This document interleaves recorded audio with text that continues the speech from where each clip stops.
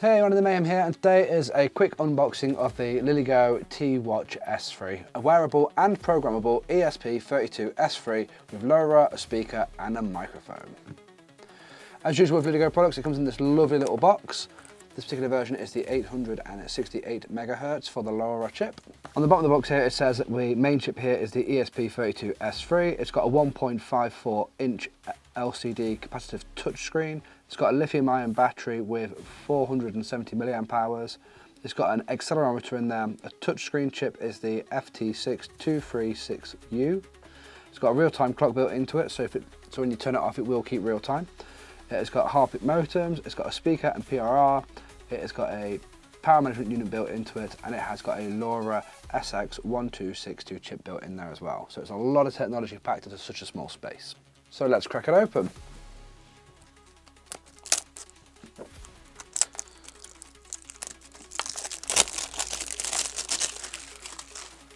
So once again, it always comes in these lovely little boxes, and then into the box is full of foam.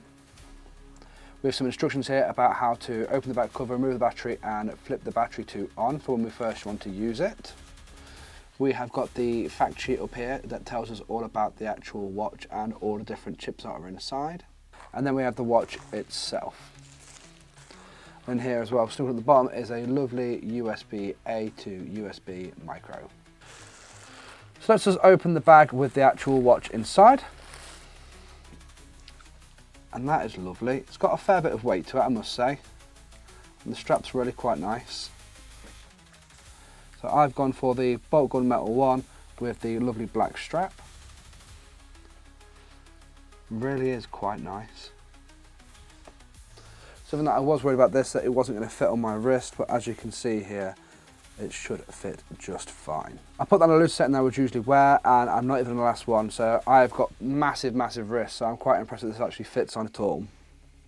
So well done LILYGO there for actually sizing for the bigger bloke. So let's go for the peel now.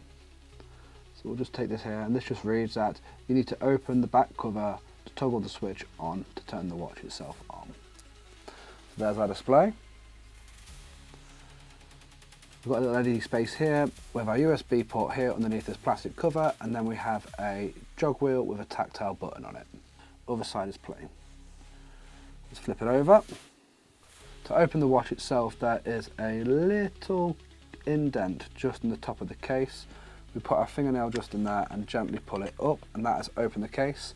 Here we can see the battery and the quality assurance sticker. And underneath this battery, which we're just going to gently remove, there we go, and move to the side, we should be able to then find the power switch.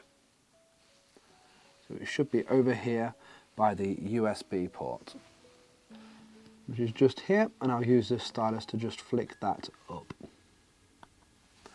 This watch should now be starting up. What I'll also say as well that I'm in here is that the boot button is also in here for when you want to flash different firmware. It's alive.